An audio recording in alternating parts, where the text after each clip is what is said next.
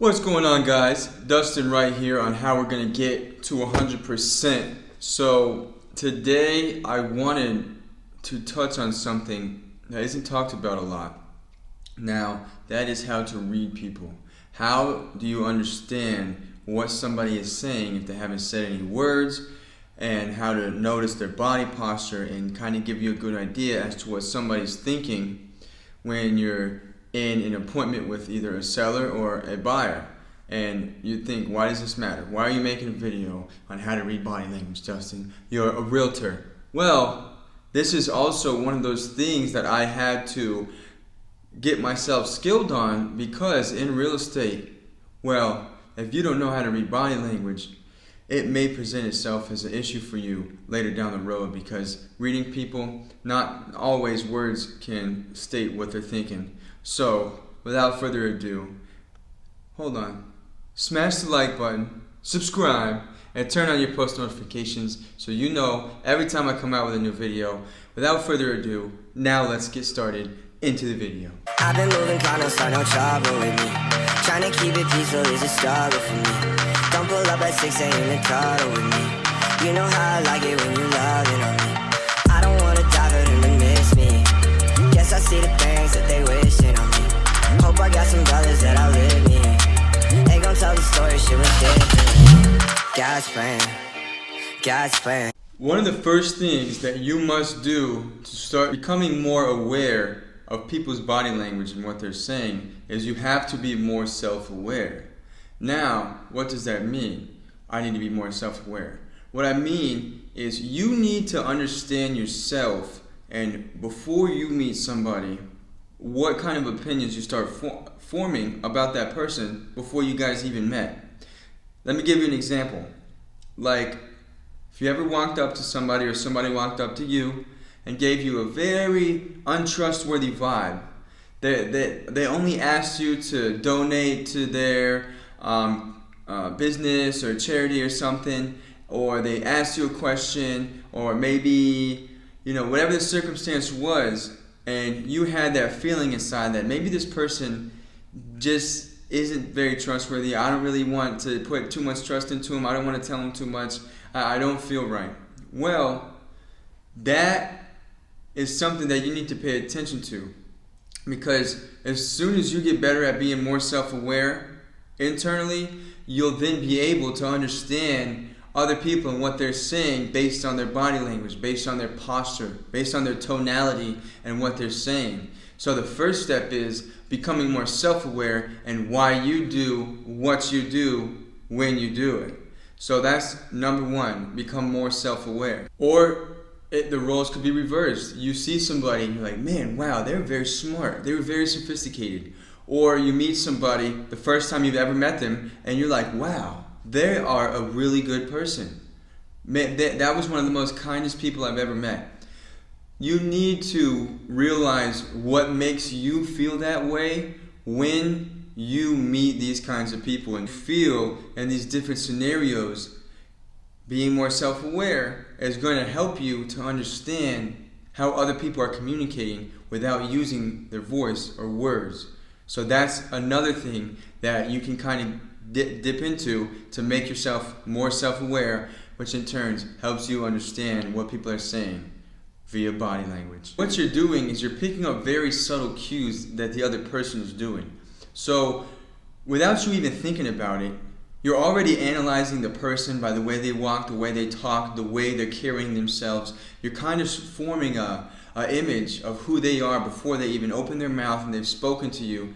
And then you feel that after you left. So it's almost like you already know what to do. You just have to focus a little bit more on why you feel that way, or what makes you feel that certain way when you're around somebody, or what makes you form these opinions about somebody as they're walking up to you and you've never met them in your whole entire life. Wow, he's very put together. Is that because he's wearing boat shoes and has a matching belt and a nice collared shirt? Or if it's somebody who has, mixed match clothing, their hair's all messed up. Now you start forming the reason, or you start assuming that they're messy, that they're not very organized. You know, it's things like this that we take for granted that can help us in life get further and further, whether it be in the real estate business or whatever the case may be. Because this is a universal skill here, okay? Because why? Because we're going to be 100%. That's why. Another thing to pay attention to is attention. If you're talking to somebody, right, and their whole body, right, their feet, their face, the front, is looking at the door, and it doesn't seem like, you know, they're listening. They're not really answering your questions with juicy answers. They're kind of being very short. You know, what that's saying is your whole body is showing that you want to get out of there, that you want to leave. Now that's noticing it on the other end. What you have to pay attention to is yourself, because if you're talking to somebody, right, this is what happens as a realtor, right? You have to leave, but you're with a client. What are you going to do? Tell that client you have to go right now? This could be a possible deal for you. So this is how it relates to me in real estate. So if he's not paying or she's not paying attention to me, and they're looking off into the distance and their toes are pointed towards the door, or they're pointed towards their friend or the bar, well, I know that they're not really listening to me right now. So despite what I say, I don't have their full attention. So let me not say anything that is very, very important right now, because they're not really all here. Just to be self-aware, you must know these things. Now, if it's yourself and you're talking to a client, and all you can think about is how you got to get home to your kid, how you got to go home and get dinner started, well, automatically your feet and your body and your head are going to face the door, and your answers are going to change. You're going to start saying things shorter. Yeah, okay, yeah, oh, yeah, I remember that. And without even telling the other person, they're going to feel that you're not paying attention to them. You don't have their attention. And these are very important things, especially in real estate, because if you sit in front of somebody or you have a conversation with somebody and they don't feel like they have your attention, that means you don't respect them what they're saying. So it's very important not to only know that the person you're talking to has the attention of you, and the person that you're talking to also has your attention, because that's very important, and it can make a very good situation turn bad just based on you showing what you have to say without any word. The next very important subject is going to be emotions, because emotions are extremely hard to control. If you're happy, it's toxic. It's great. You're smiling. You know, everybody's having a good time. Happiness is a wonderful thing. Anger also is very heavy. It's hard to hide. It's very, very hard to hide. When what you need to understand to help you understand other people and how to read people a little bit better is understand how you are when you're sad, when you're angry, and when you're happy. It's just like when everybody's happy, you know, you tend to do kind things. You want to do something nice for somebody. You're feeling good. You're feeling upbeat. But when you're upset, right, and somebody calls you, it's a cold call. Somebody wants to say you something. Oh, well, you're extremely upset. Your voice changes. Your demeanor changes. All that goes out the window because you're upset.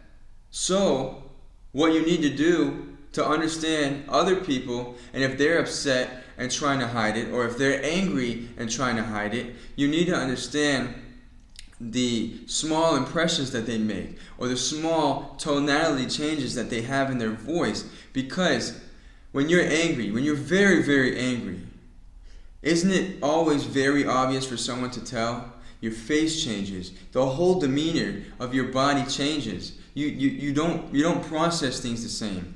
These are things that you need to first notice about yourself, so then you can start understanding and analyzing them about other people. Now, this is why I'm doing this, is because there's so much more to being a real estate agent if you want to go further than selling a couple houses a year, because these are all things that help you understand people and what they're going through, okay? If somebody's angry, if I'm sitting in front of a seller or a buyer that's angry, but they're not telling me why they're angry, and I know that they're angry because I've read their body language and I'm looking and seeing and feeling the discomfort that they're having, well, I might be able to address that with a question.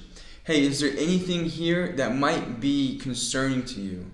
Is there anything I might be able to address to give you confidence that we're going to get you this home? See, these are the things that in life, to take the knife we already have, which is our skills, and sharpen it, is going to help us go a lot further, because this isn't something that's new to us. You guys been doing this, and we've been doing this our whole lives, but we just didn't know what it was called or what it means. You know, people that talk about these kind of words and stuff, so they're psychology majors and professors and stuff like that. But really, it's very simple. You just have to want to understand yourself and why you do different things when you're angry, happy, sad, stuff like that, so you can then understand other people. Because we're going to get to 100%. So along with emotion, you have to understand patterns. Patterns are very, very important when we're talking about this subject. You must look for patterns, okay?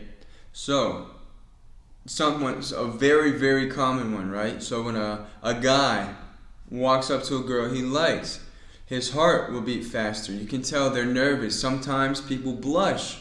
They're red in the face. What does that mean? Well, we all know. They're nervous. They're a little scared to go talk to someone they like, okay? If you see a lot of, you go down south or up north, you know, you see homeless people. Well, you know that they're typically not going to want anything but money, right? They're not going to come up to you and ask for anything really other than money, because 9 times out of 10, nothing ever happens differently than them coming up to you and asking for money. So you take those and apply them to different scenarios in your life. Well, then you can start understanding what's going on. Like, for my instance, as a real estate agent, if I sit down with a seller, right, someone that wants to sell their house, and I ask them this question: what would happen if this house didn't sell? And they tell me, oh, that doesn't matter, I'll stay here. Well, right there, every seller I've ever spoken to that I've asked that question to and they've said that, they've never sold the house because they didn't need to sell the house. They wanted to sell their home. And when somebody wants to sell something but they don't have to, the price is always higher than what they need it to be, or what the market would need it to be for it to sell, because they don't need to sell the home. It would be a hassle for them to sell the home they're living in to go live in a different home if they live in the same city, if they live in the same place, they work in the same place. So, find the patterns. Listen, if I sit with a seller and they tell me it's okay if the house doesn't sell, that is a big red flag. That's a really big red flag, because the next thing they say after is they want to list it $50,000 to $70,000 higher than what my suggested price is. And what does that mean? That means the seller isn't serious. I'm going to chase my tail trying to sell this home to this guy when there's other people that really need me to help them sell their homes, and doesn't want to just see what the highest offer they can get, and if it's so good that they just can't turn it down.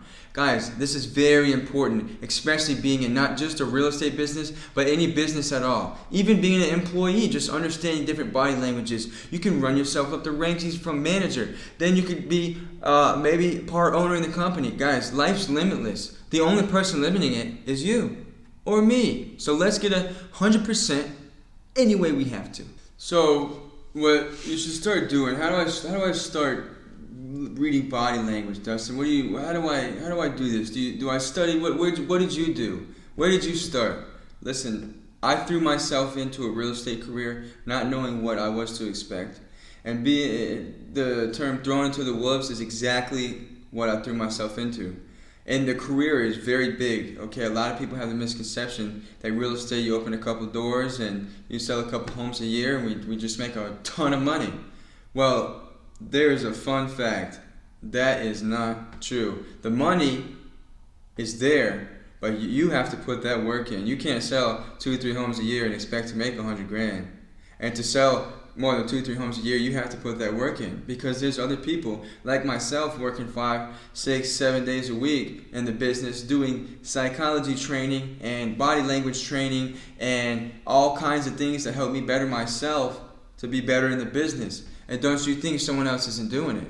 This is why I'm doing this, and I'm making these videos to help anybody who could possibly need help getting a step further in their life, because it's not very easy.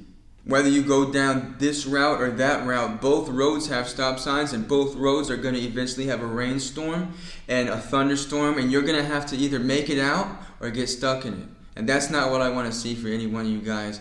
Guys, let's be more self-aware. Start looking at things going on. Start really understanding why people do what they do. And let's get to 100%, guys, no matter what the case is.